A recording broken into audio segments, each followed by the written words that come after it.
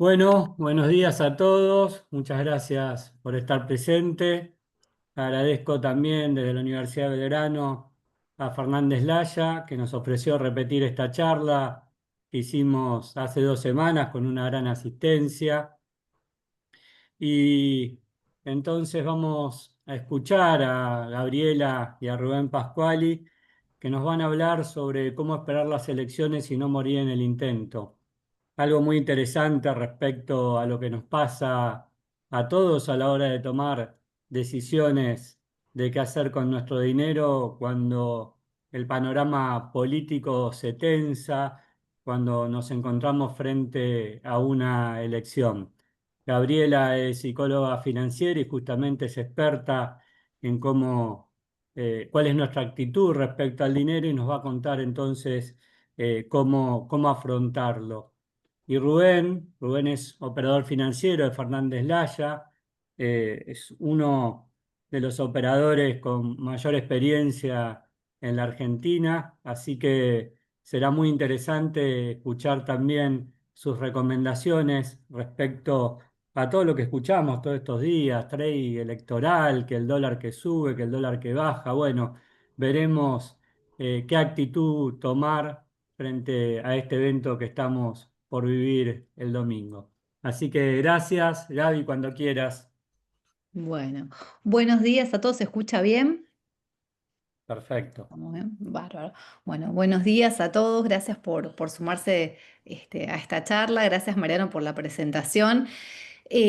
Bueno, la verdad es que no sé si soy experta en esto, en el sentido de que, a ver, estamos todos en el mismo barco, ¿no?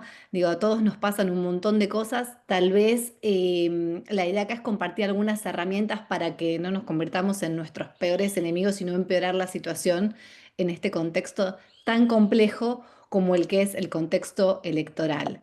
Así que, bueno.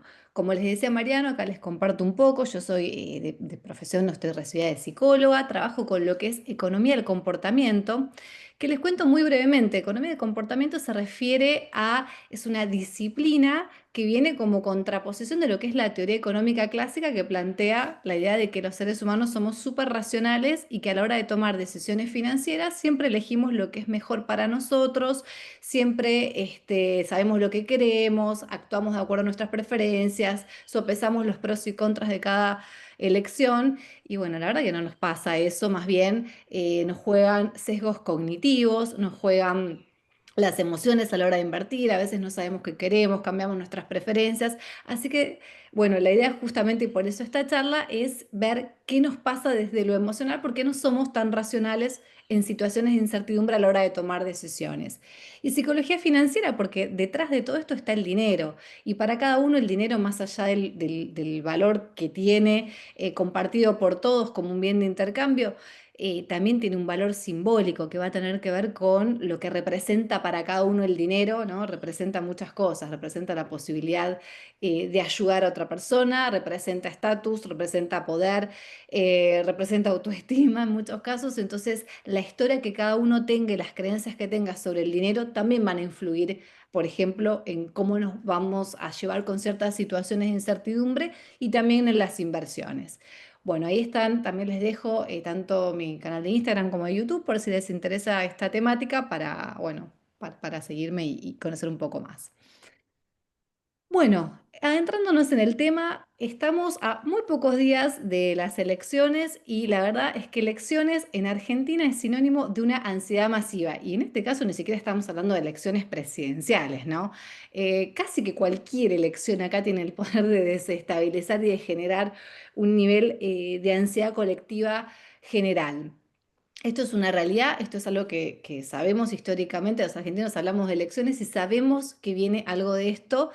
Y la idea o la propuesta un poco es ver cómo medianamente mantener la paz mental, gestionar la ansiedad que nos genera y sobre todo tomar decisiones un poquito más racionales, que las decisiones no estén tan apalancadas en todo este contexto que la verdad es tan complejo y mucho no se puede escapar porque es lo que está continuamente en los medios, en las charlas informales que uno tiene con amigos, en los comercios barriales, con familiares.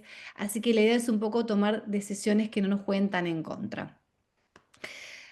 una característica de estos momentos es lo que podríamos llamar la hipervigilancia financiera. ¿Qué es hipervigilancia? La hipervigilancia es el control permanente.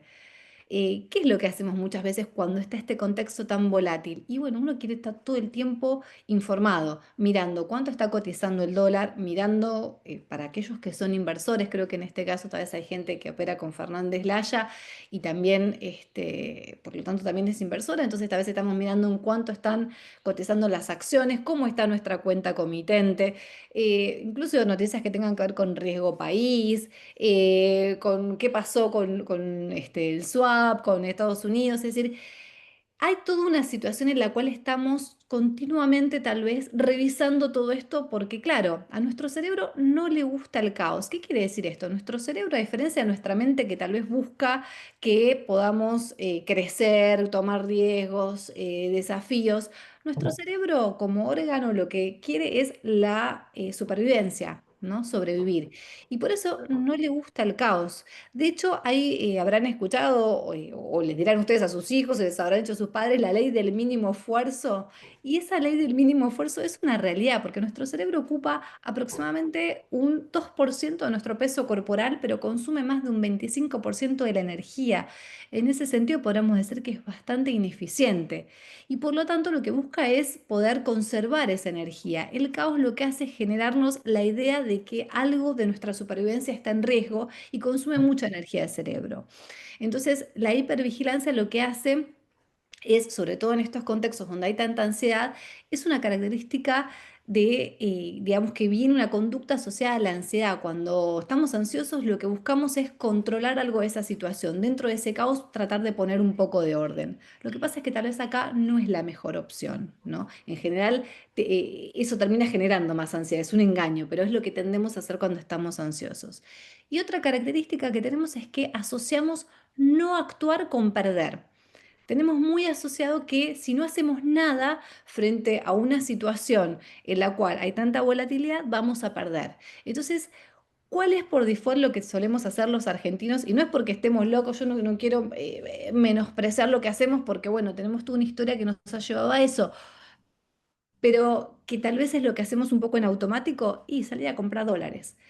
O la otra que hacemos es empezar a ver nuestra cuenta comitente y si vemos que hay acciones o activos que tenemos que empiezan a bajar, empezamos a comprar y vender para tratar de cubrirnos. Muchas veces no es la mejor opción. De hecho, hay estudios que muestran, ustedes saben que el S&P 500 tiene en su historia un promedio más o menos de rendimiento de un 9% anual, ¿no? Si lo ponemos a lo largo del tiempo. Y hay estudios que se han hecho de operadores, de inversores que han movido su cartera buscando esto que es timear el mercado. ¿Qué es timear el mercado? Buscar el momento exacto para entrar cuando está, digamos, comprar barato, vender caro, buscar los momentos exactos para comprar barato y venderlo después caro, buscando hacer un adicional a ese 9%. Lo que se ha demostrado es que en esos casos, ¿saben cuánta rentabilidad han obtenido? Ustedes dirán, bueno, actuaron, se movieron, estuvieron pendientes, sacaron más. No, menos de un 2% han sacado. Entonces, no siempre, por lo menos cuestionarnos que a veces sí, pero no siempre actuar es sinónimo de que estamos... porque la idea acá es como que, bueno, frente a todo este caos yo estoy haciendo algo si actúo. Bueno, a veces lo que hacemos hasta nos termina jugando en contra, por lo menos para tenerlo presente, si es la mejor opción o no. Y los argentinos somos víctimas de un trauma económico colectivo real, real, que es el enorme temor a que nuestro dinero desaparezca de la noche a la mañana. ¿Somos locos, por eso tenemos este trauma? No. A ver, los que estamos acá y que tenemos un par más de años, hemos pasado el corralito. Algunos pueden haber pasado el plan Bonex, de evaluaciones múltiples. Sin ir más lejos, tal vez el verano pasado estábamos, mucha gente estaba viendo para irse al exterior, era una ganga, era una gran oportunidad, de hecho mucha gente fue al exterior por primera vez y tal vez ahora que no pasó ni siquiera un año, estamos viendo cómo llegamos a fin de mes. Entonces, esto por supuesto que va a depender de la situación de cada uno, pero sí es una realidad que cuando empiezan a aparecer estas noticias y tanta volatilidad en una época electoral, asociamos la suba del dólar con que va a haber inflación, lo cual suele suceder, asociamos esto con que nuestro poder adquisitivo se va a licuar y esto genera un enorme temor. Por eso suceden muchas de las cosas de las que les estaba contando antes. No es porque digamos, no es porque como sociedad tengamos algo malo, sino porque es la historia que cuando aparecen ciertas señales empezamos a reabrir viejas heridas de situaciones que nos sucedieron. Pero hay algo que hay que distinguir, que es lo que es el riesgo económico y lo que es la ansiedad financiera. El riesgo económico es algo objetivo y medible. El riesgo país, la inflación, a cuánto cotiza el dólar, miren toda la terminología económica que los argentinos estamos acostumbrados a diario a ver. Si ponen noticieros o programas de otros países van a ver que no conocen ni la mitad. No sé si nos sirve mucho, pero conocemos todo esto. Y todos esos indicadores son reales, son objetivos, son medibles. Ahora, la ansiedad Mm. financiera, lo que a nosotros nos produce esto, es subjetiva. ¿Qué quiero decir con esto? Que no nos va a pasar a todos lo mismo. Puede haber alguien a quien yo esto ya lo viví, ya sé más o menos de qué va, no puedo hacer nada, entonces me quedo tranquilo y no sienta nada de ansiedad. Puede haber alguien que esté todo el tiempo pendiente de las noticias, que no pueda dormir a la noche, que tenga problemas estomacales, contracturas. Y puede haber gente, que diría la mayoría, que estamos un poco por el medio con más o menos niveles de ansiedad. ¿Sí? Eso es subjetivo. ¿De qué va a depender? De varios factores. Va a depender, por supuesto, de la espalda económica de cada uno, del nivel patrimonial, del nivel de ingresos que tenga para hacer frente a esta situación. Va a tener que ver con su historia con el dinero. Si ya ha pasado crisis donde la pasó muy mal, donde tuvo una pérdida económica muy fuerte, seguramente esto también reabra, toque viejas heridas y viejos temores que se revivan con todo esto. Va a tener que ver con su historia con el dinero desde la infancia, ¿no? Las creencias alrededor del dinero y como les dije en algún otro momento, cuando hablamos en otra diapositiva, con qué está puesto como valor simbólico el dinero allí. Y también va a tener que ver con la estructura de personalidad, ¿no? Hay personas que son más ansiógenas que otras, hay personas que tienen más tendencia a la ansiedad que otras. El riesgo económico no lo podemos cambiar. Nos podemos sentar en un cafecito, pensar qué podría hacer el gobierno, si está haciendo las cosas bien, si está haciendo las cosas mal, si sale una elección de una forma, de otra.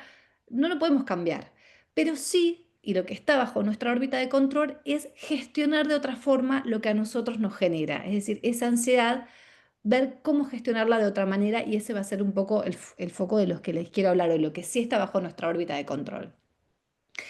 Existe un ciclo vicioso del miedo electoral, que es la incertidumbre política, que aparte pareciera que, la verdad que está extendido, no sé, pareciera que hace 2 años que estamos en un periodo electoral, por lo menos yo tengo esa sensación subjetiva y cada vez se va incrementando y van apareciendo más cosas. Todo esto genera una ansiedad muy grande, lo cual genera hipervigilancia, lo cual genera un pánico colectivo, porque aparte acá también hay una característica, si yo estoy ansiosa porque tengo un examen, por ejemplo, y tal vez pongo la tele y me distraigo, voy, hablo con un amigo, no sé, salgo a pasear, me distraigo un poco, acá hay como un clima continuo en donde sea que uno va, prende la tele, habla con alguien, pareciera que esto siempre está sobrevolando, entonces es algo colectivo.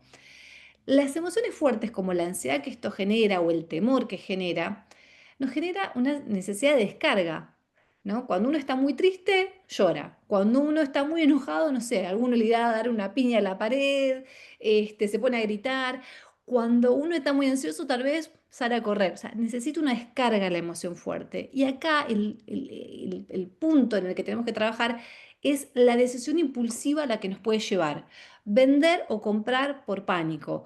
Compro dólares porque siento que con esto me refugio. Bueno, el dólar no es una inversión, es un atesoramiento de moneda extranjera que también tiene inflación o depreciación y que de golpe tal vez lo compramos a un precio demasiado caro, pero en ese momento sentimos que era lo mejor. Vendemos tal vez activos que tenemos que, no sé, al día siguiente, a los 2 días repuntan y nos arrepentimos, porque lo que después viene es el arrepentimiento. O sea, el tema es que la decisión se torne impulsiva y emocional. Ese es el peligro en estos momentos.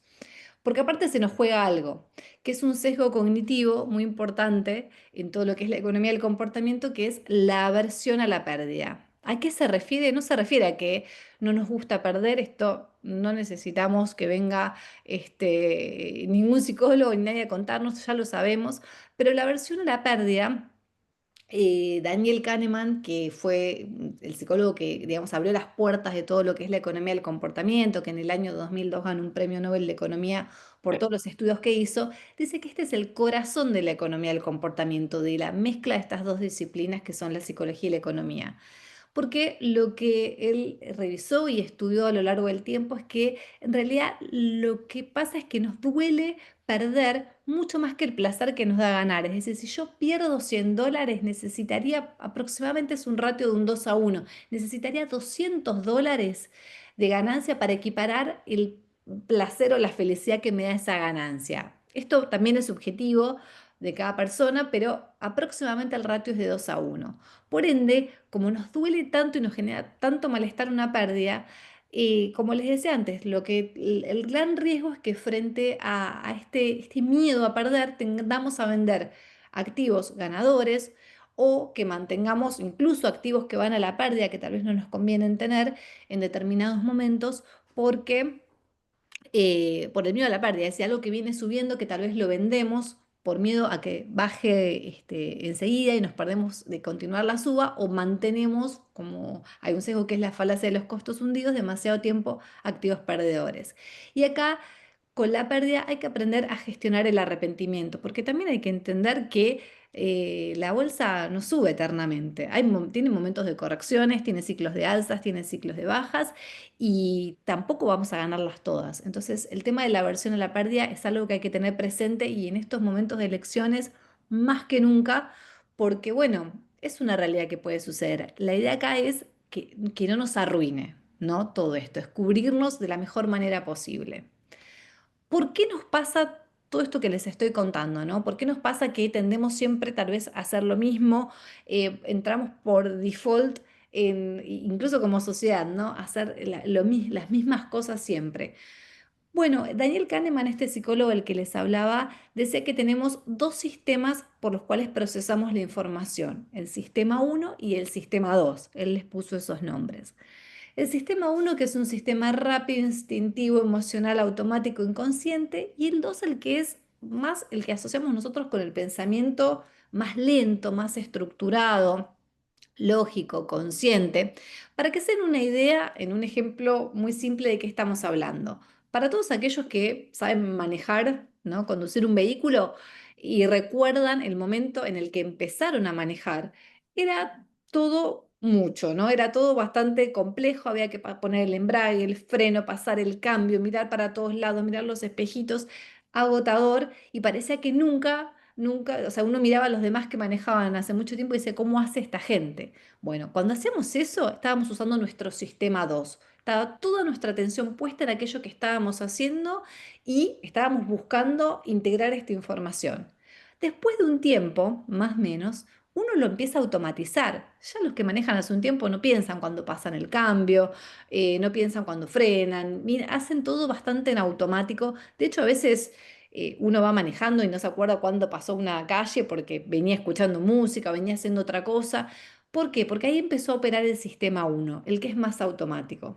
Sin embargo, si tenemos que estacionar en un lugar chiquito y son como yo y les cuesta estacionar, ahí empieza a venir de nuevo el sistema 2. Uno hasta baja el volumen de la radio, si está acompañado de otras personas alrededor, todos se tienden a callar. ¿Por qué? Porque entienden que nosotros necesitamos toda nuestra atención para esa maniobra porque no la hacemos en automático. Esa es la diferencia entre un sistema y otro. Esto a la hora de operar o cuando nos suceden situaciones de ansiedad, el sistema uno es el que tiende a venir, el automático, ¿no? Lo que siempre hacemos o lo primero que se nos ocurre. Y la idea o la invitación un poco a través de esta charla es a que venga el sistema 2 a nuestro rescate, es decir, que podamos no acallar en realidad, porque la emoción va a estar y le tenemos que dar un lugar, pero que no actuemos en función de esa emoción, que nos demos un espacio entre acción y reacción para poder decidir en función de algo más pensado. Y algo muy importante a tener en cuenta es que el plan no se hace el día de la elección, sino que se hace estando en calma. Es decir, hoy deberíamos estar armando nuestro plan para el lunes, para el domingo. Es decir, no sería una buena idea que nosotros el lunes con las noticias que surjan empezamos a comprar y a vender alocadamente. Deberíamos estar empezando a pensar ahora, revisando nuestra cartera, los activos que tenemos, cómo estamos posicionados, qué es lo que haríamos, porque eso nos va a permitir actuar de acuerdo a nuestro sistema 2. Porque hay algo también que hay que tener presente en este contexto, que es algo que se llama sesgo de manada o un efecto de contagio también que tenemos entre nosotros, ¿no? Que es propio del ser humano porque somos seres sociales. Desde el momento en que nacemos necesitamos de otra persona que nos asista para sobrevivir. Entonces, inevitablemente el resto de las personas nos influye en nuestro accionar. Y las emociones fuertes tienden a tener un efecto homogeneizador, tienden a igualarnos. Imagínense que nosotros ahora estuviésemos, no cada uno en su casa, sino que estamos todos en un mismo espacio y estamos, a ver, ahora cada uno está haciendo algo diferente. Tal vez alguien se está cebando un mate, otro está mirando el celular, otro está prestando atención a la charla. Y en el medio de todo esto, alguien viniese y gritase en este lugar que estamos en común, que se está incendiando el lugar en el que estamos. Grita fuego y se está incendiando. No importa qué estábamos haciendo cada uno de nosotros. Seguramente lo que todos vamos a tender a hacer es pararnos e irnos. Nos vamos a querer ir de ese lugar. ¿Por qué? Porque sentimos un miedo terrible. Entonces, las emociones fuertes tienen un efecto homogeneizador, la ansiedad también. Y en Argentina, ansiedad preelectoral es sinónimo de vendemos lo que tenemos de activos argentinos y salimos corriendo a comprar dólares. Dejamos de pensar individualmente, ¿sí? Consecuencia, compra masiva de dólares y venta masiva de bonos o acciones argentinas. Esto es lo que tendemos a hacer. Este es nuestro sistema uno. Ahora bien, ¿qué hacemos entonces frente a esta situación? Esto es un poco como el diagnóstico de lo que nos pasa. La pregunta es, ¿qué hacemos frente a esto? Bueno, una opción es el blindaje del plan de inversión, armarnos un ancla. Es decir, antes, como les decía, el plan se arma en calma, hay que armarlo ahora. Revisar primero cuál es nuestro plan de inversión, porque la inversión tiene un objetivo que define un horizonte. Entonces, ¿cuál es nuestro plan de inversión de acá a 5 años o de acá a un año? ¿Qué activos tenemos en nuestra cartera? ¿Por qué los tenemos? ¿A qué precio estaríamos dispuestos a vender si esto empieza a bajar? ¿No? Esa es nuestra ancla. Y tendremos que, hasta si pueden tenerlo anotado, porque en el momento en que la emoción nos inunda, somos extraños para nosotros. Nos olvidamos de todo esto directamente. No es que no lo tenemos en cuenta, nos lo olvidamos. Entonces, si el plan está pensado a 1, 2, 3, 4, 5 años, pensemos si sigue teniendo sentido más allá de los ruidos que van apareciendo como en este contexto electoral en el camino. Si, por ejemplo, yo pienso que una determinada empresa es sólida independientemente del gobierno que esté, tal vez no hay razón para venderla en este momento, ¿no? Tal vez sigue siendo válida esa opción. Entonces, revisar sobre todo la cartera en estos momentos. Otra cosa es la regla de la desconexión y la tolerancia. Yo les hablaba de la hipervigilancia, que es lógico que nos aparezca en este momento, porque es lógico que aparezca frente a la ansiedad. Entonces, a veces también yo les dije que es una trampa. ¿Por qué? Porque mientras más seguimos mirando, más ansiedad nos va generando. ¿Qué hay que hacer? ¿Hay que desconectarse completamente? No, yo entiendo, hay que estar informados, pero tal vez podemos limitar esto. Tal vez lo podemos limitar, por ejemplo, a 1 hora al día, porque la hipervigilancia no nos vuelve más inteligentes, sino más ansiosos, retroalimenta este circuito. Y otra cosa es la regla de las 48 horas, es decir, no tomar ninguna decisión ni de compra ni de venta durante las 48 horas posteriores a la elección, sin que importe el resultado. ¿Por qué?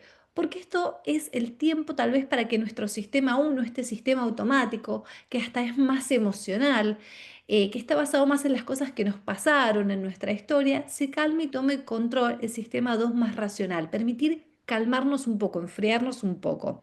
Por eso es una buena idea ya tener un plan prearmado ahora, para tampoco sentir, porque acuérdense que sentimos que cuando hacemos, ganamos. Entonces, hacer es ahora, depende mucho también del momento en que lo hacemos. Gestionar las expectativas, esto para mí es súper importante. ¿Por qué? Porque tenemos que entender que no importa el resultado que vaya a haber, va a haber volatilidad. Las elecciones son sinónimo de volatilidad, más allá del resultado. Que estemos preparados para esa situación es más efectivo que intentar predecir el futuro. Va a ganar este, va a ganar el otro, va a subir el dólar, va a bajar el dólar.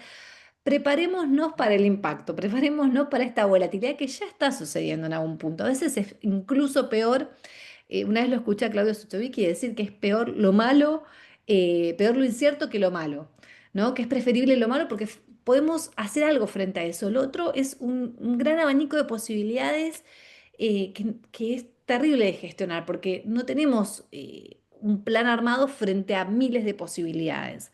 Entonces, estemos preparados para que va a haber volatilidad y para un shock. El inversor más exitoso en Argentina durante un periodo electoral no necesariamente es el que tiene más información, sino que tiene más que ver con el control emocional y que es lo más difícil de gestionar.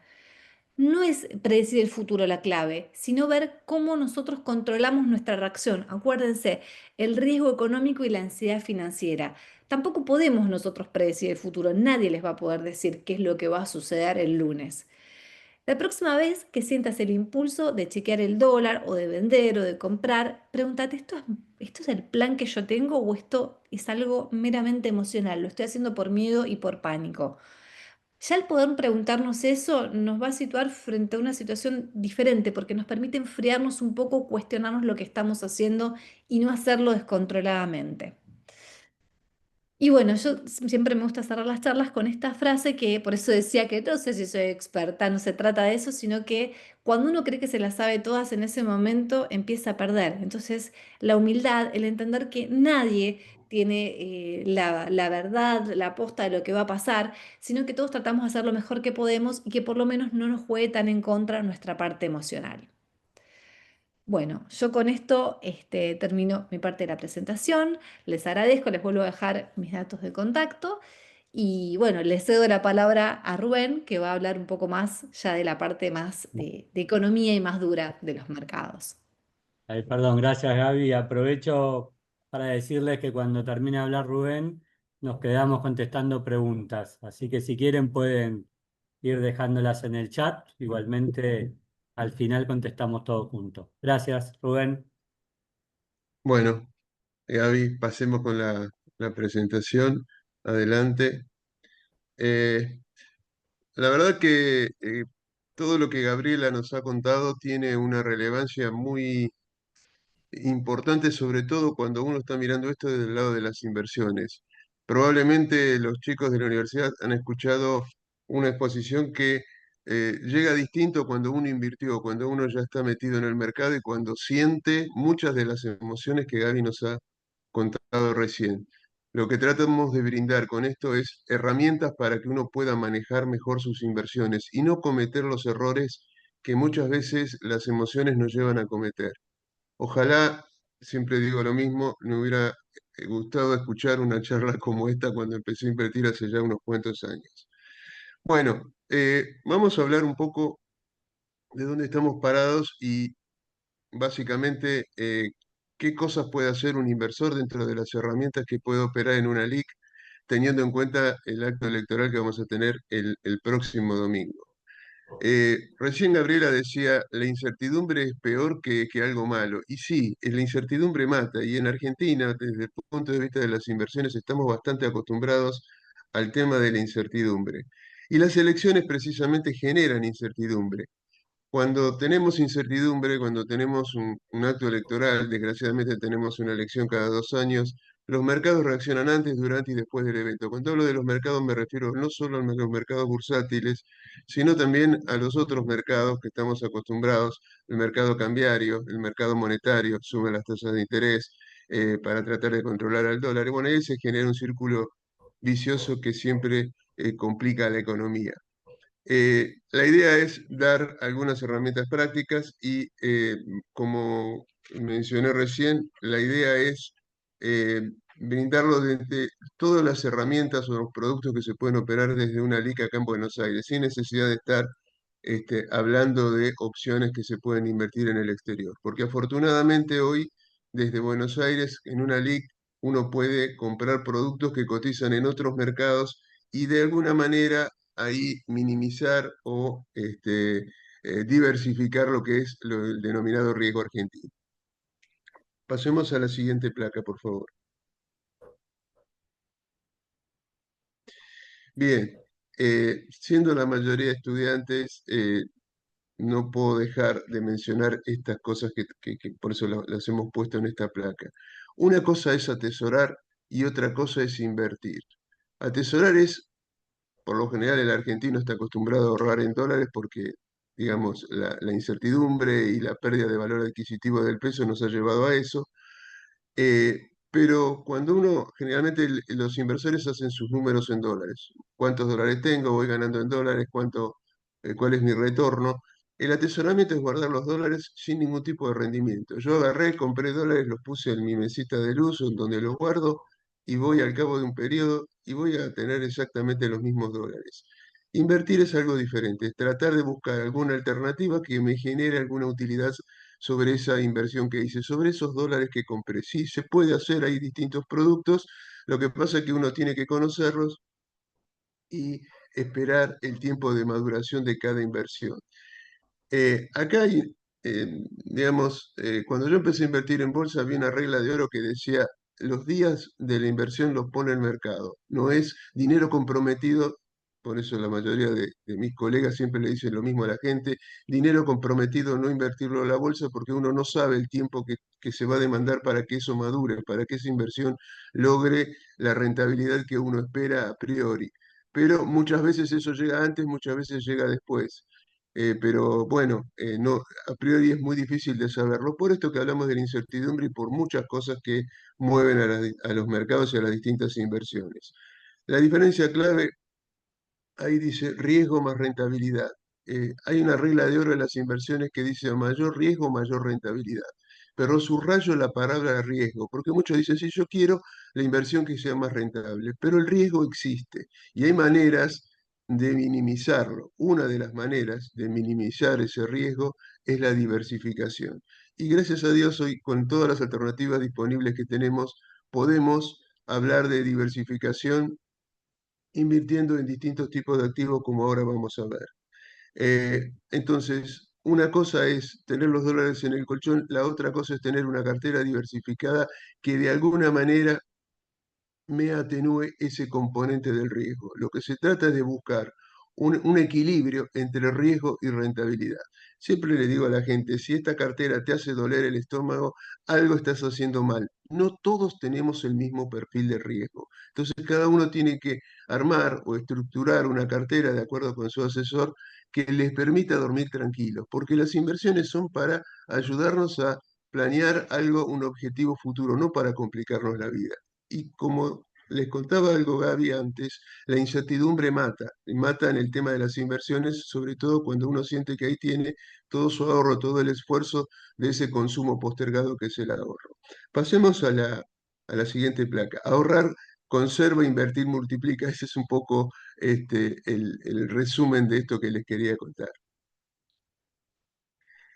Dentro de las estrategias conservadoras, vamos a tratar de armar tres tipos de estrategia, una conservadora, una moderada y una más agresiva.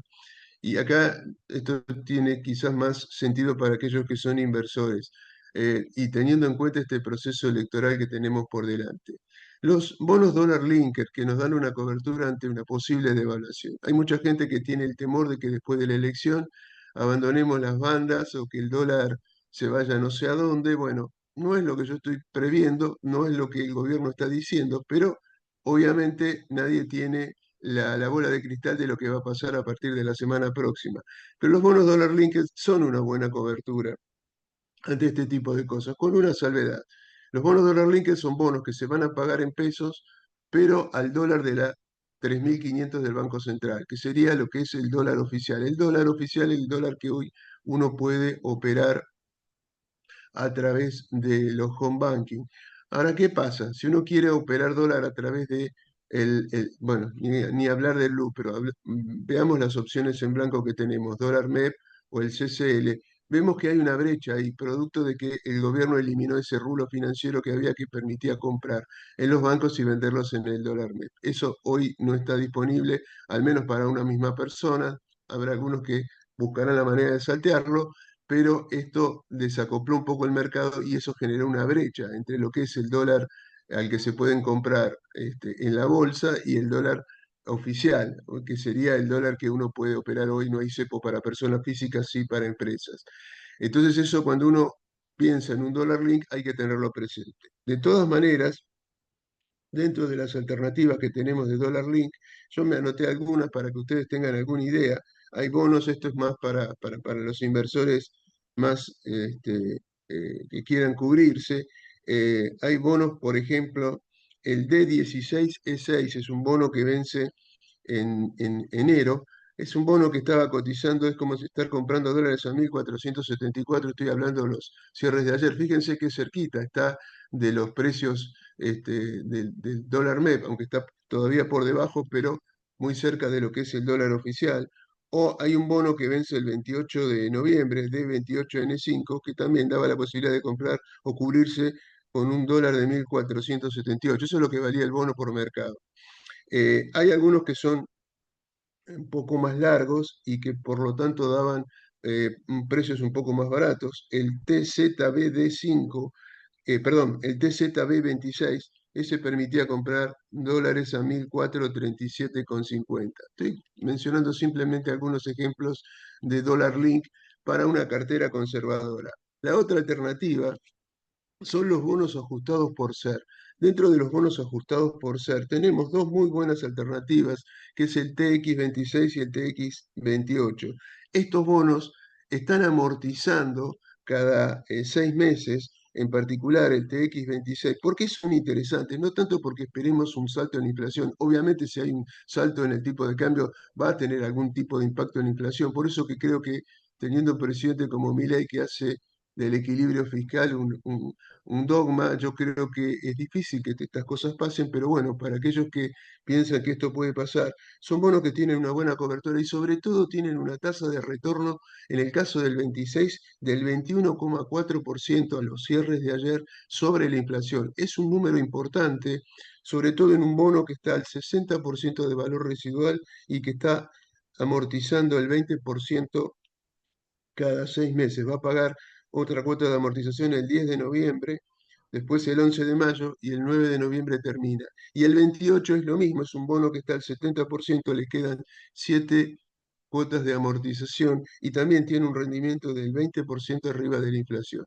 Reitero, no son bonos que si bien nos permiten cubrir frente a la inflación, obviamente en una expectativa de una inflación del 30% como tenemos en lo que va del año proyectado y probablemente una inflación más baja en los años próximos, no lo digo por este lado, sino por cualquier impacto que pudiéramos tener en el mercado cambiario que pueda estar impactando allí. De todas maneras, son bonos bastante conservadores para una cartera claramente conservadora.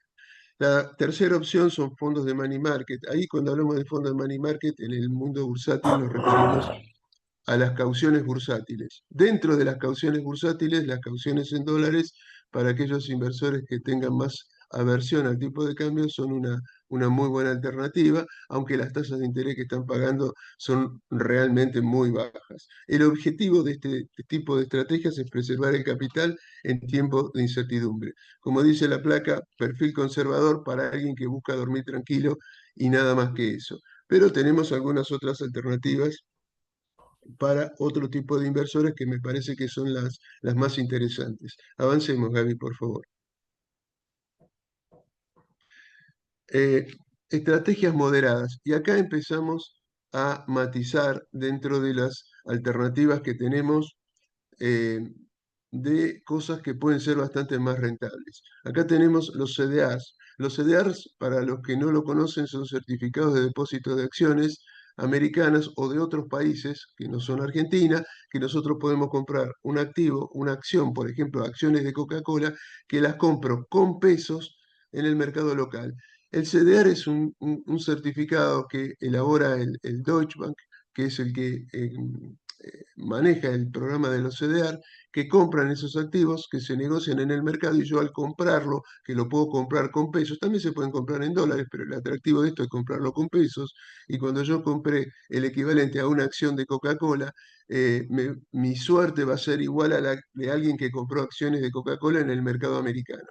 Entonces ese CDR va a depender básicamente de dos factores. Uno, qué pase con el activo en el mercado de origen, el subyacente, en este caso las acciones de Coca-Cola, y qué pase con el dólar en el mercado local. ¿Por qué? Porque esa acción va a cotizar en dólares y el precio obviamente va a estar reflejado por el mercado primario, el mercado americano. Entonces, si una acción de Coca-Cola por ejemplo, digo cualquier cosa, vale $1 allá y se mantiene el precio, acá el CDR va a valer lo que valga el dólar en Argentina. Si el dólar se modificó, ese CDR subirá si el dólar subió o bajará si el dólar bajó. Si el dólar se mantiene constante y la acción se mueve en el mercado americano para arriba o para abajo, ese CDR va a variar en función de lo que pase con la cotización de esa acción. Lo que sucede es que las dos cosas suceden simultáneamente.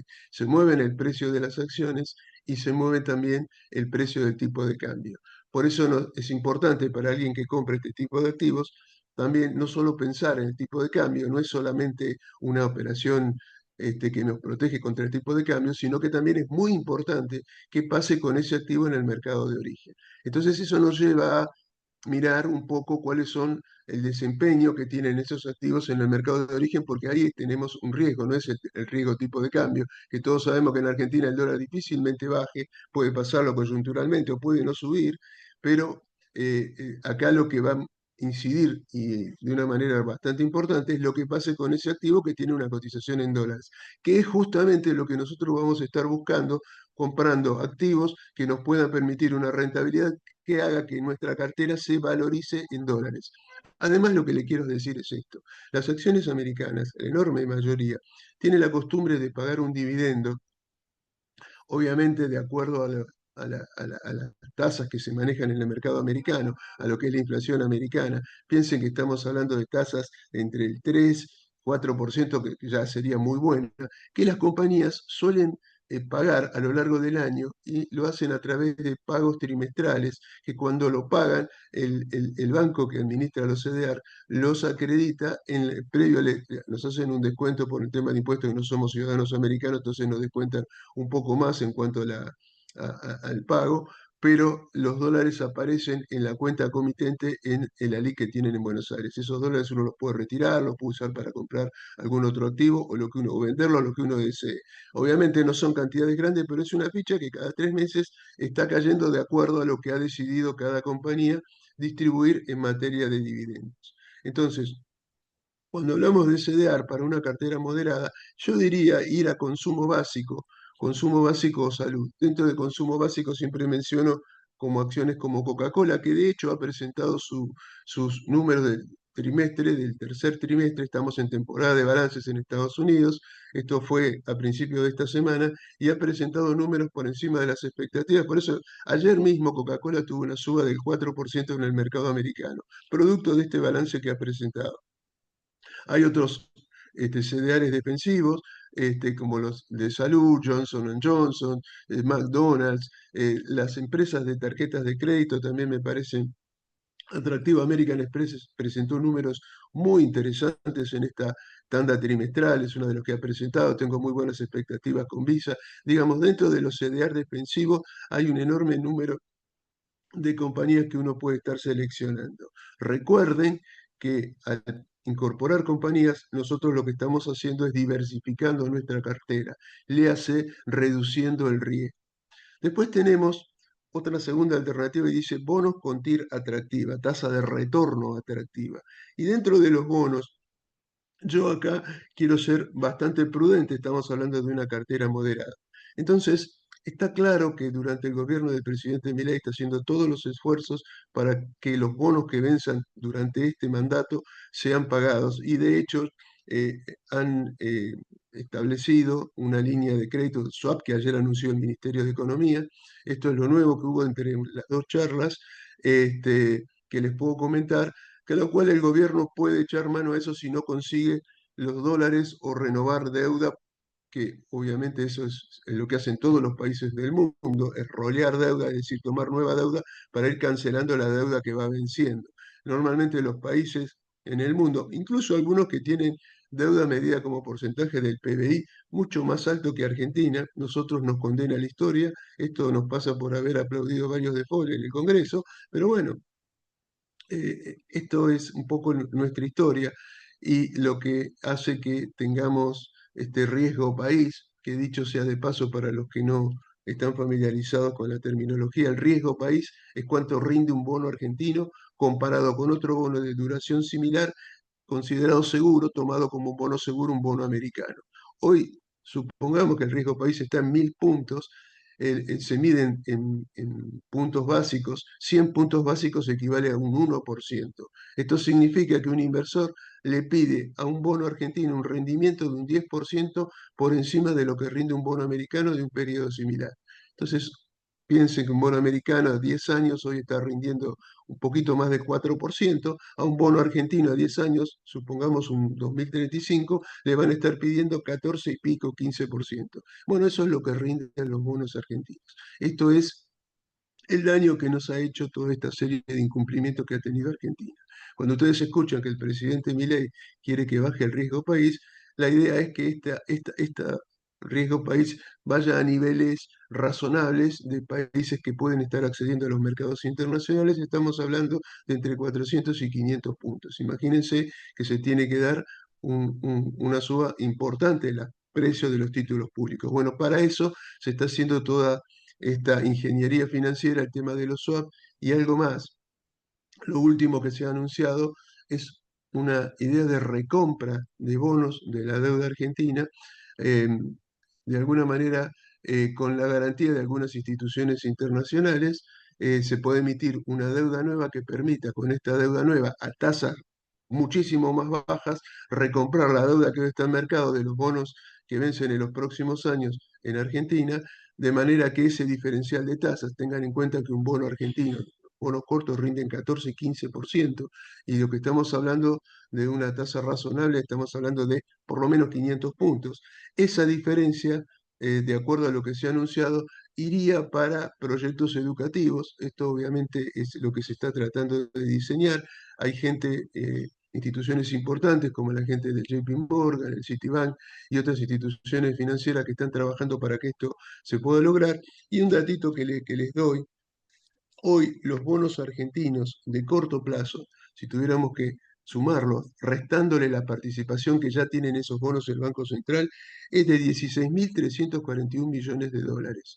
Se está hablando de una línea de crédito de 20.000 millones, con lo cual el gobierno perfectamente podría con esto comprar todos los bonos que vencen de corto plazo. Por eso pienso que en algún momento, y cuando esto el mercado lo avisore con un poco más de tranquilidad, sin el tema del cupo de las elecciones del domingo, debería de repercutir en las paridades, por lo menos de los bonos más cortos.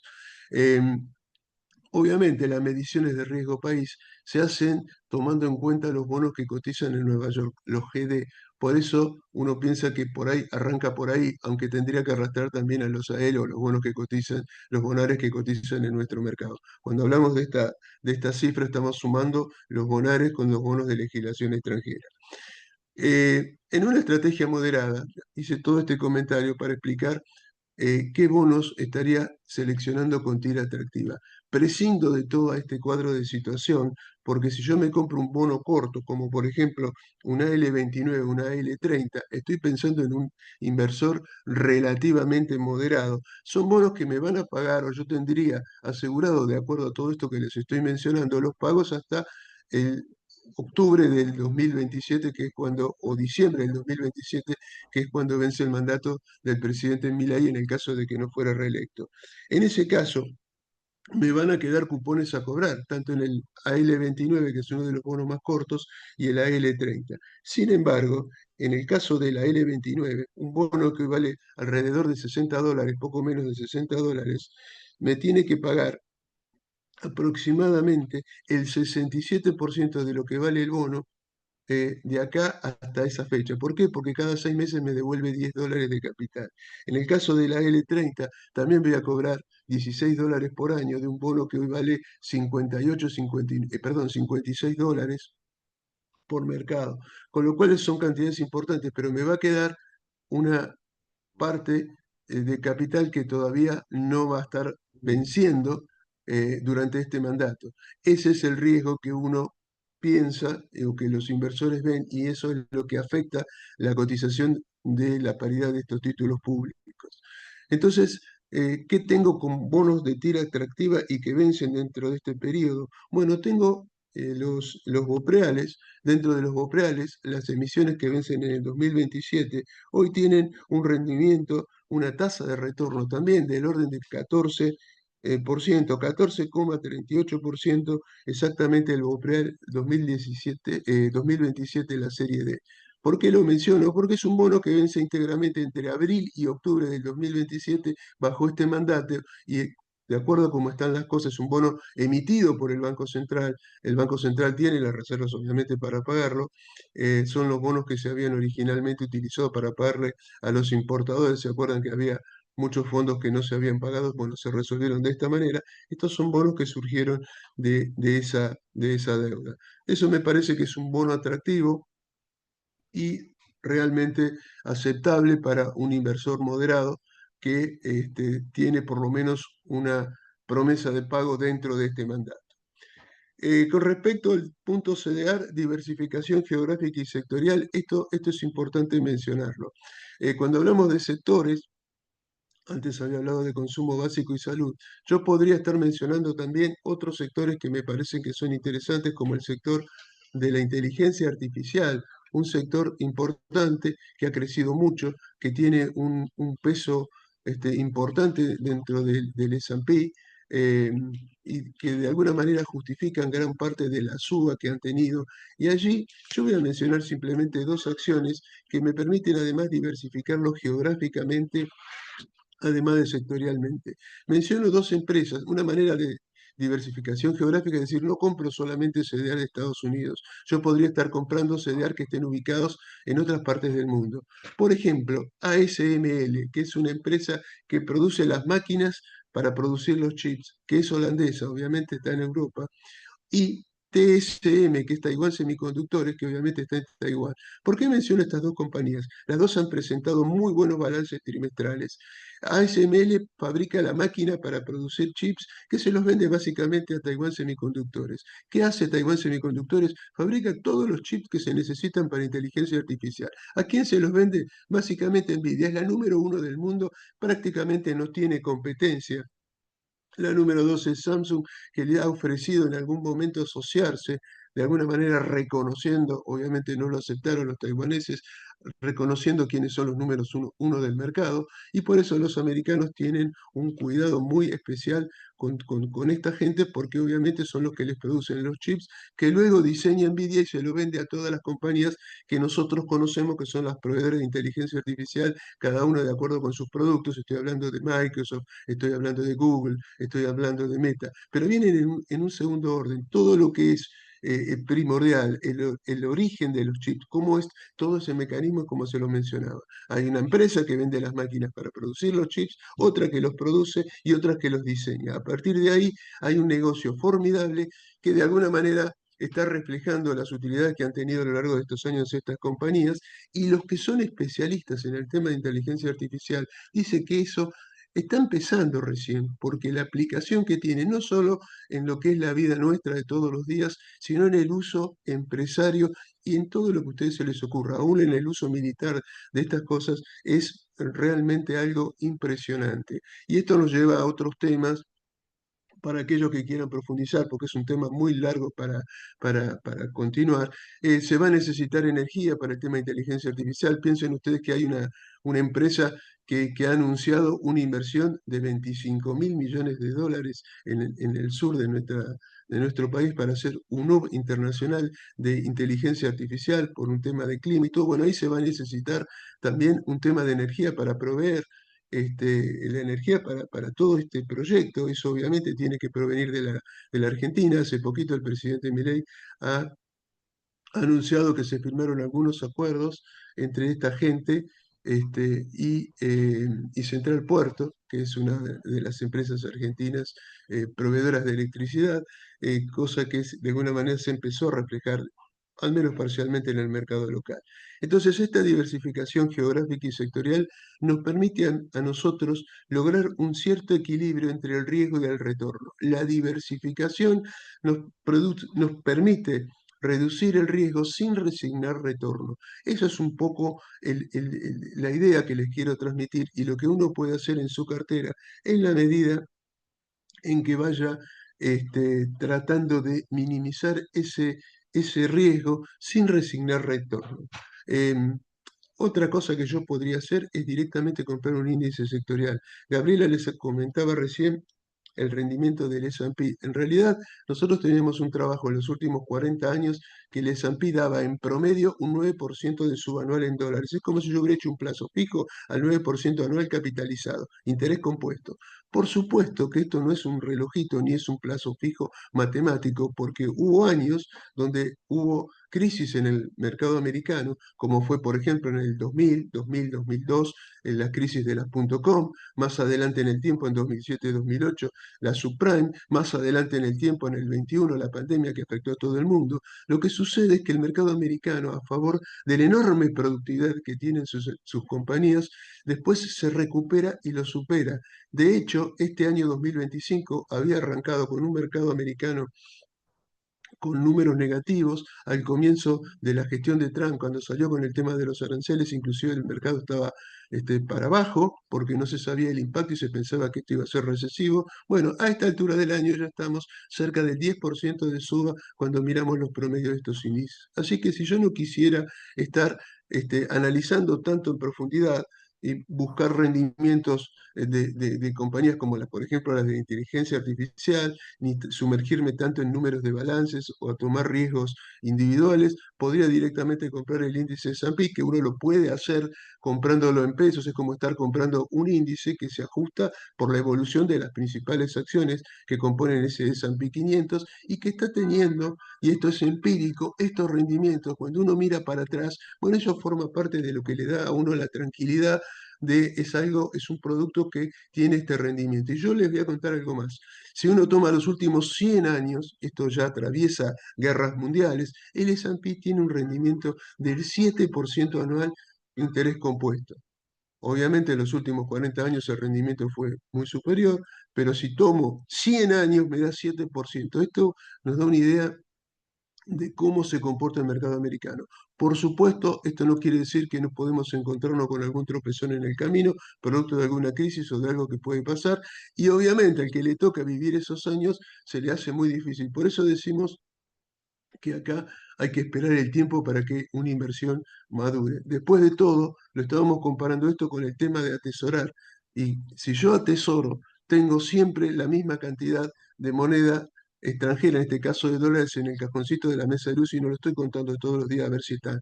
En cambio acá el tema es que esto es muy volátil. Todo lo que es mercado tiene una cotización diaria y hay gente que comete el error de estar todos los días haciendo cuenta a ver cuánto vale mi posición y eso le genera ansiedad, le genera angustia y a veces tomar malas decisiones. Generalmente esto es vender en momentos donde en realidad lo que habría que hacer es comprar y comprar en los momentos de auge cuando uno cree que esto va a seguir indefinidamente. Gaby, ¿podés pasarme la siguiente placa? Bueno, acá vamos a hablar de una estrategia más agresiva porque esto también podría suceder ante un resultado electoral más favorable al oficialismo. Bueno, aquí tenemos el tema de las acciones locales. Las acciones locales tienen un alto beta. Quiere decir que el beta es un indicador que mide el comportamiento de un activo frente a un índice de referencia. En nuestro caso, ese índice de referencia es el índice Merval.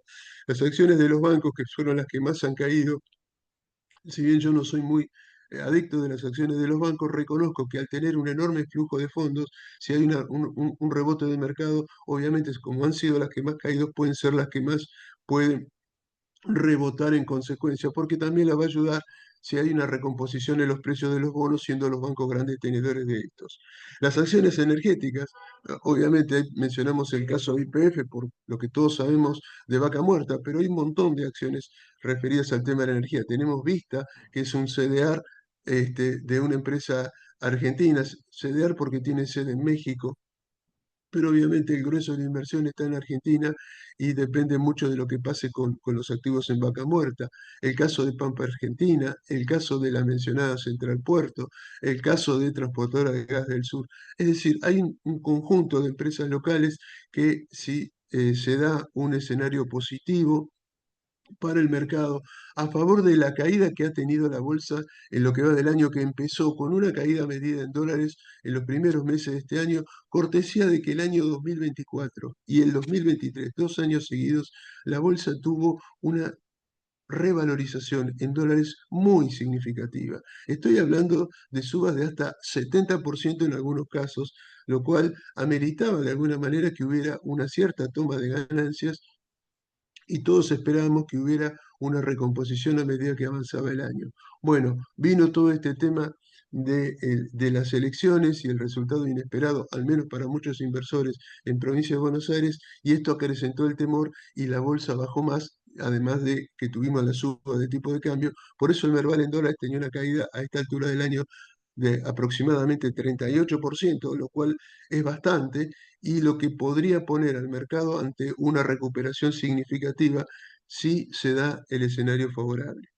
Los CDRs, bueno, ahí mencioné en el caso de las CDRs de empresas tecnológicas, el caso de Nvidia, el caso de Taiwan Semiconductores, lo puse allí como ejemplos que había mencionado anteriormente, pero también tenemos Microsoft, que dentro de la de tecnología es una de las empresas más tranquilas, por decirle, más estables. El caso de Google, el caso de Meta, son todas empresas que nosotros conocemos, que forman parte de ese selecto grupo. Hay una de las 7 magníficas, que son las que han empujado los índices para arriba, que es Tesla, la de los autos eléctricos, que presenta balance hoy después del cierre. Veremos cómo le va.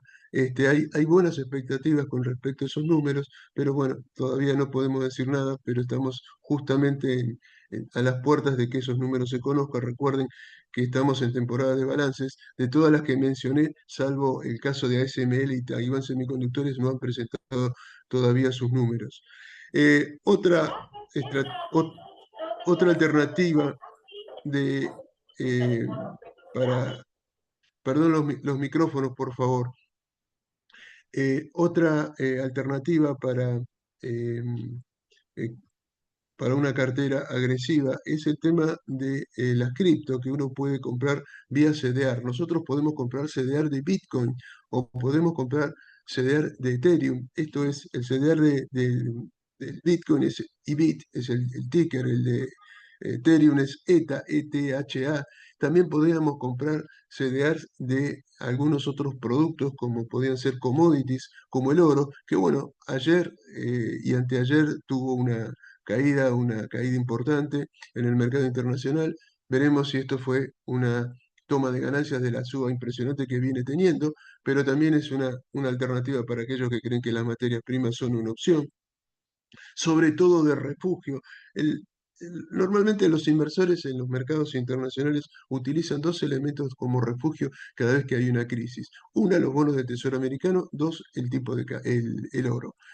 La verdad es que yo soy bastante este, eh, conservador con el tema de los bonos del Tesoro americano porque el tema del desequilibrio que tiene Estados Unidos, de hecho, el gobierno americano ha estado cerrado porque no se pusieron de acuerdo para aumentar el presupuesto para los gastos del Estado y bueno, algunos han dicho que esta semana probablemente se levante esa restricción que tienen, pero yo la verdad que tengo cierto temor a futuro con los bonos del Tesoro americano y ahí, en ese caso hipotético de que hubiera algún conflicto internacional, me quedaría solo el oro como activo de refugio.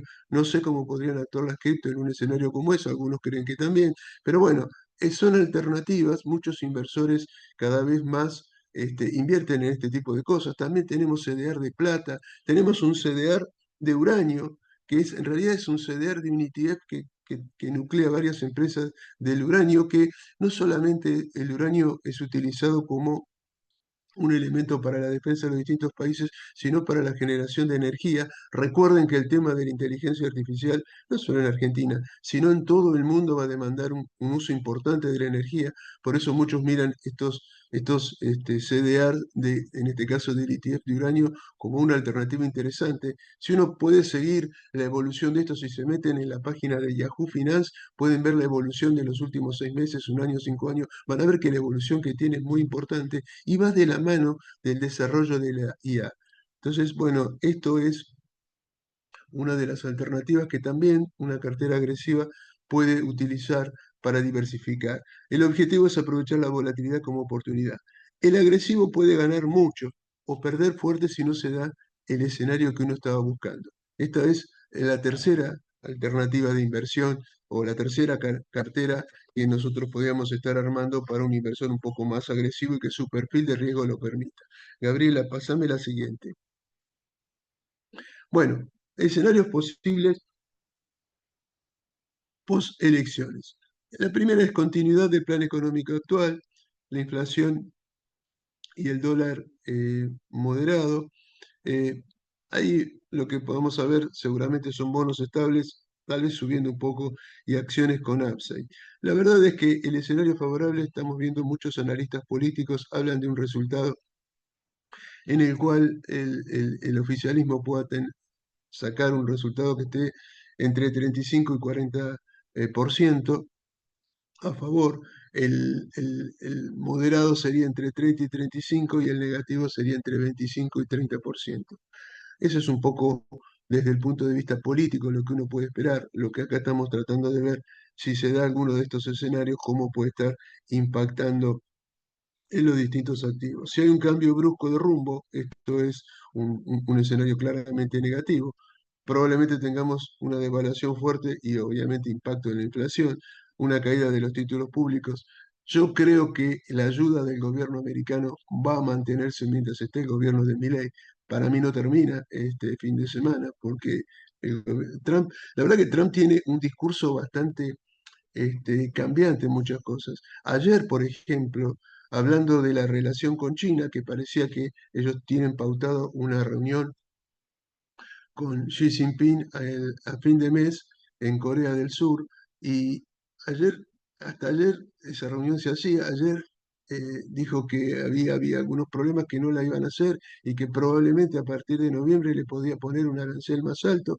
Después, posteriormente a esto, dijo, bueno, pero si esa reunión se hace, va a ser muy exitoso y va a ser muy bueno para ambos. Entonces, la verdad que como juega mucho con sus declaraciones, algunos creen ver que también tienen intereses en los distintos mercados y cómo impactan.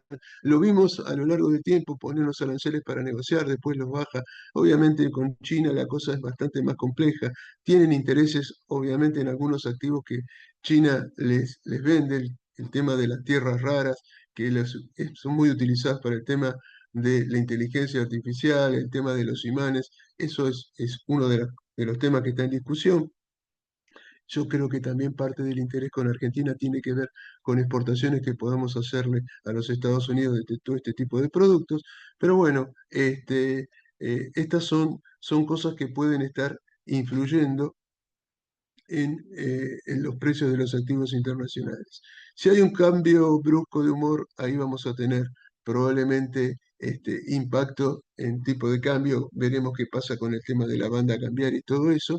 Y si se produce ese escenario, que sería el más negativo, ojalá no se dé, y vamos a tener también un impacto probablemente en la inflación.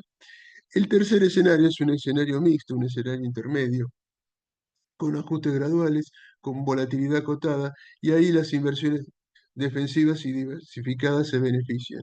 Hay activos de refugio para cambios moderados. Nosotros lo que vamos a ver, hice una cartera para distintas, o cómo las podríamos seleccionar ante cada uno de los posibles escenarios. Por favor, Gabriela, pasame la placa.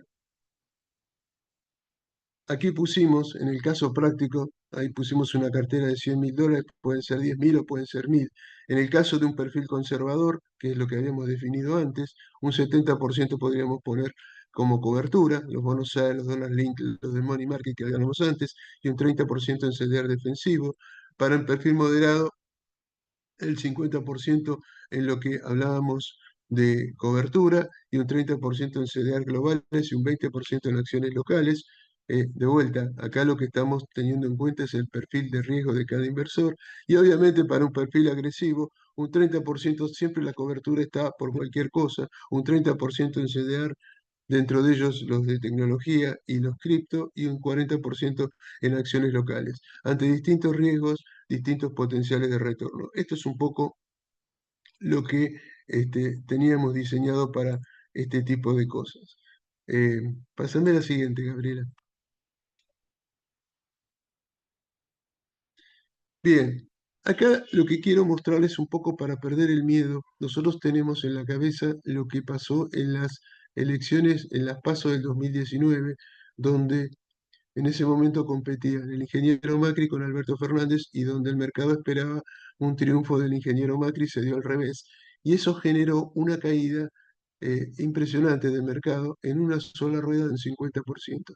Si bien estas son elecciones diferentes, porque son elecciones de medio término y porque acá lo que se renueva son parte del Congreso Nacional, diputados y senadores, y obviamente el oficialismo va a ganar bancas porque obviamente no tenía bancas que están en juego, no como la oposición. Pero quiero marcar qué fue lo que pasó con los principales activos que nosotros estamos mencionando dentro de lo que pudimos calcular. Si yo hubiera comprado antes de aquella elección, aún con esa caída y con todo lo que pasó de allí, 2020, 2020, 2021, 2022, 2023, 2024 y hasta hoy. Si hubiera tenido dólares al cabo de todo ese periodo atesorado, hoy seguía teniendo los mismos $100. Si yo hubiera comprado acciones del Merval, el Merval medido en dólares, no puedo hacerlo de otra manera, valía en ese momento $979 antes de esa elección paso. Hasta hace una semana el Merval valía $1.182, con lo cual yo hubiera tenido, simplemente con el trámite de tener acciones del Merval, a pesar de las bajas que le estoy mencionando de este año, una suba del 20% en dólares. Si hubiera tenido los bonos de la deuda, el AL30 o GD30, en el 2019 no existían, había un bono que se llamaba Bonar 2024, aquel que se usó para pagar las acciones de YPF, que después, cuando se produjo el canje de la deuda, fue canjeado mayoritariamente por bonos cortos, con los AL o por los GD. Ese bono hoy, tomando en cuenta la paridad que tenía en aquel momento y lo que valen estos bonos hoy, a pesar de la caída que han tenido los bonos y teniendo en cuenta los cupones, me hubiera dado una rentabilidad de un 50-60% en dólares. Hice este ejercicio para tratar de compararlo, simplemente lo que pasó desde aquellas pasos, antes de que se produjera la caída, si hubiera soportado todo esto hasta hoy y ponerlo en perspectiva.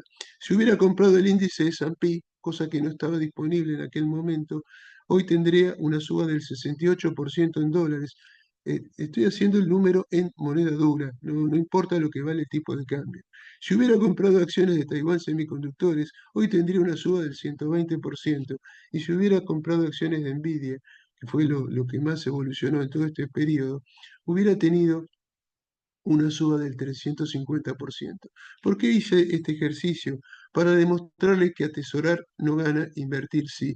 Obviamente, si me pongo a buscar opciones que hubieran sido negativas, seguramente las vamos a buscar probablemente algunas acciones individuales, pero en la enorme mayoría, como por ejemplo mirando una cosa tan emblemática como es un índice, que es una suerte de promedio, tenemos una suba realmente muy interesante. Obviamente estamos hablando de un periodo de 6 años, desde el 2019 hasta este 2025. Pasame la siguiente, Gaby. Bueno, acá lo tienen, esa comparación en un gráfico de barras y lo que me hubiera sucedido si esa inversión lo hubiera hecho en alguno de estos activos en forma individual. Como pueden ver ustedes, en realidad todo lo que tiene que ver con el sector tecnología, y no por nada puse esas acciones, que son las más emblemáticas, obviamente es el sector que más subió dentro del S&P, pero es el que está más en el candelero y es el que para muchos analistas sigue teniendo posibilidades todavía por delante. Y si no, yo quiero hacer una cosa más moderada, podría estar hablando de los índices de referencia o incluso los bonos argentinos y el Merval. La suba del Merval estuvo concentrada del 2023 a esta parte. En realidad estuvo concentrada en 2023 y 2024 por aquello de que los mercados se adelantan, en ese caso se adelantaron a un posible cambio de gobierno. En realidad, lo que estamos viendo ahora es cerrar un ejercicio de 2 años de la presidencia de Milei y lo que supuestamente viene, que es un poco lo que se le achaca al presidente, que es la falta de crecimiento, que es lo que muchos dicen, no llego a fin de mes, todo ese tipo de cosas, es lo que ha dicho que eso viene del lado del crecimiento y esa apuesta está a mayores inversiones y para mayores inversiones repito, los planes que ellos mencionan, lo que se necesitan son las reformas estructurales, algo que piden muchos economistas. Esas reformas estructurales básicamente son la reforma laboral y la reforma previsional. Y para eso se necesitan mayorías en el Congreso. Por eso es importante esta elección, entre otras cosas. Algunos dicen, es difícil que pueda lograr alguna mayoría, pero con lograr un tercio puede bloquear los vetos, que es una de las cosas que ha complicado en las últimas votaciones en el Congreso, que ha hecho perder las últimas votaciones en el Congreso, pero eso creo que es lo que van a estar mirando los mercados. Si se alcanza eso, obviamente con las fuerzas que lo puedan acompañar, se necesita mucha negociación política, eso lo sabe el gobierno, se lo han dicho en Estados Unidos los que lo están tratando de ayudar, y bueno, y creo que el gobierno ha tomado conciencia de eso. Veremos cómo le van las elecciones. Gabriela, la que sigue. Bueno, las conclusiones. Las elecciones son fuente de incertidumbre, pero también de oportunidades. Obviamente esto es porque nos genera precios de activos que en otras circunstancias y con otras certidumbres no podríamos comprar. El caso típico hoy podría estar en el caso local, en el caso de acciones y bonos local. Recuerden que la diversificación, cuando yo compro un CDR, lo único que estoy viendo de Argentina es el tipo de cambio. Uno podría decir, pero si estoy comprando un CDR, tiene implícito el tipo de cambio de ahora. Es cierto, el CCL de ahora, que es producto de la incertidumbre local que tenemos. Pero bueno, es un poco la regla de juego porque el producto funciona de esta manera. La diferencia entre atesoramiento y guardar e inversión, hacer crecer capital, es un poco lo que les quería mostrar con los gráficos que acabamos de ver. La diversificación es clave en no concentrar todo en un solo activo o escenario. Y los activos globales mostraron retornos muy superiores al dólar guardado. La estrategia y la disciplina obviamente superan a la improvisación y el mensaje final, empezar a invertir temprano, aunque sea poco. Sobre todo esto dirigido a los chicos de la universidad que nos están viendo. Miren, el mejor inversor de todos los tiempos, que es Warren Buffett, empezó a invertir creo que a los 10 años y él dijo que hubiera querido empezar a invertir antes, como a los 7. La verdad es el hombre más rico del mundo, tiene 94 años y todavía sigue dando lecciones de inversiones y ha escrito numerosos artículos. Yo siempre lo aconsejo porque es hoy diría, el representante más importante que tenemos desde el punto de vista del análisis fundamental. El mejor momento para invertir fue ayer, el segundo mejor es hoy. Creo que esta es la última. Me parece que lo que tenemos acá son las preguntas. Invertir es prepararse para el futuro, no para la incertidumbre del presente. Esto es un poco el mensaje claro, teniendo en cuenta lo que estamos, o el momento, la coyuntura que estamos atravesando. Bueno, vamos al tema de las preguntas, a ver si podemos seguir construyendo con eso. Bueno, gracias Rubén, gracias Gabriela. La verdad que excelente charla. Me sumo a la reflexión de que hubiese estado buenísimo escuchar esta charla de joven. Pensemos además que cuando nosotros fuimos al colegio no existía toda la tecnología que existe hoy, ¿no? Hoy es muy fácil acceder a los mercados y pensar en invertir, más allá que puede ser algo difícil, sobre todo para los que no estudian finanzas.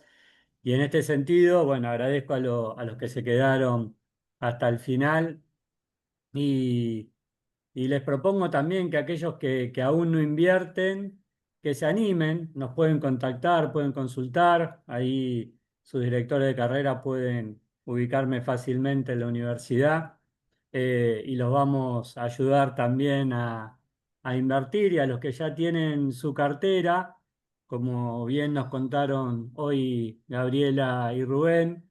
Es importante primero no desesperarse y tomar las decisiones con la mente fría, ¿no? Los que estamos mirando al mercado todos los días, muchas veces nos pasa que vemos quizás oportunidades, no las aprovechamos porque en el momento no ejecutamos, después nos arrepentimos y quizás en el momento que entramos no lo hicimos de la mejor manera. Gabriela, ahí te pregunto, ¿no? Sobre esta actitud que tenemos a la hora de invertir, ¿no? Nos pasa mucho. Yo hoy estoy diciendo, ¿y por qué no hice esto? ¿No? Sí, eso es muy común, Mariano, el arrepentimiento, porque la verdad es que viste que yo hablaba de la aversión a la pérdida, en realidad es uno como que espera conocer lo que va a pasar en el futuro y nos tenemos también que amigar con la idea de la vulnerabilidad y de la incertidumbre y de armarnos un plan y una estrategia y acá algo también que mencionaba Rubén, ¿no? Depende también nuestro horizonte de inversión. Esto es una buena idea en el largo plazo. Él hablaba del dinero comprometido, no se invierte, ¿no? Si yo invertí la plata del alquiler que la necesito en 15, 20 días, va a estar complicado. Entonces, creo que el mejor antídoto es pensar para cuándo es nuestra inversión y ahí un poco el tema de que a veces el ruido del día a día, digamos, lo podemos acallar un poco de esa manera. Y si no, revisar en qué estamos invirtiendo y si tenemos que hacer alguna modificación. Pero bueno, también entender que no las vamos a ganar todas, ¿no? Esto no sube ilimitadamente y uno va aprendiendo en el camino. Creo que el objetivo es ir convirtiéndose en un mejor inversor y por eso empezar, uno no va a empezar poniendo todo su capital, sino que va empezando gradualmente y sobre todo la educación financiera me parece fundamental en ese sentido. Sí, gracias por esto último. La verdad, agradecerles a los dos y a Fernández Laya por el compromiso con la educación financiera. Desde la universidad impulsamos mucho esto todos los años. Hacemos charlas relacionadas con estos temas justamente para educar, para concientizar. Rubén, en función también de esto que dijo Gabriela, me parece interesante diferenciar lo que es una inversión de largo plazo de lo que es el trading, ¿no? Eh, que también genera ansiedad estar todo el día mirando la pantalla y no es para cualquiera.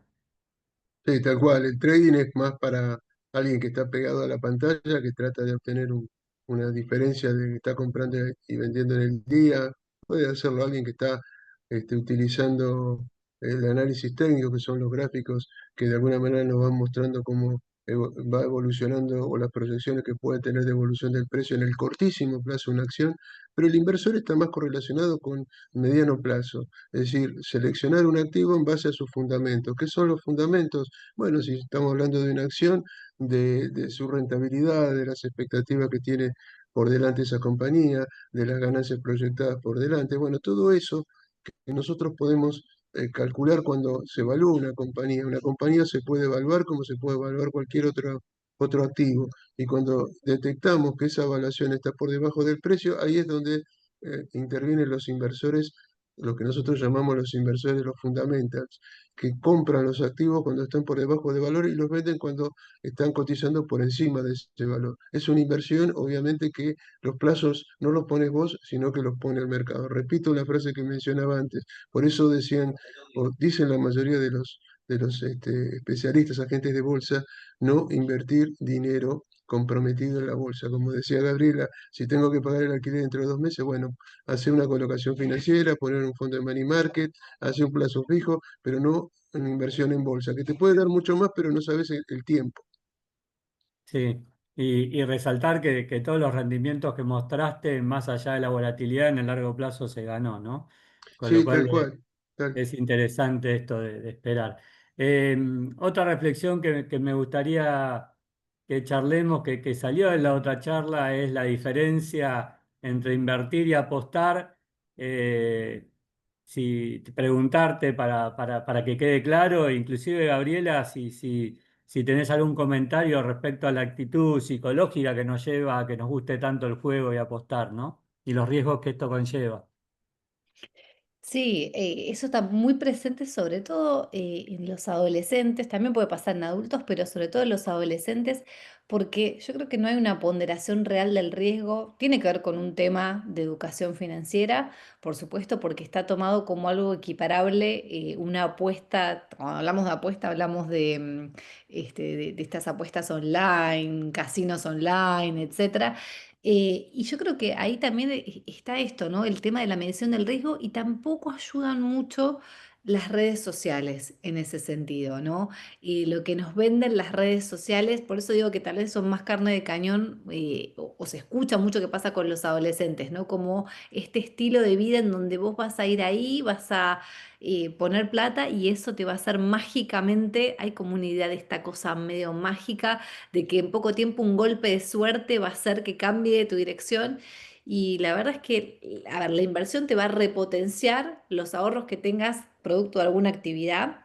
La idea es eso, la idea es crear un fondo, pero acá no hay nada mágico. Y creo que, bueno, Rubén, que es el más experimentado, te lo va a decir, no hay nada mágico acá en la bolsa. Y creo que la idea de la apuesta, aparte de una falta de educación, tiene que ver con esto de algo que va a venir a salvarme o a rescatarme y mágicamente y en un volumen enorme.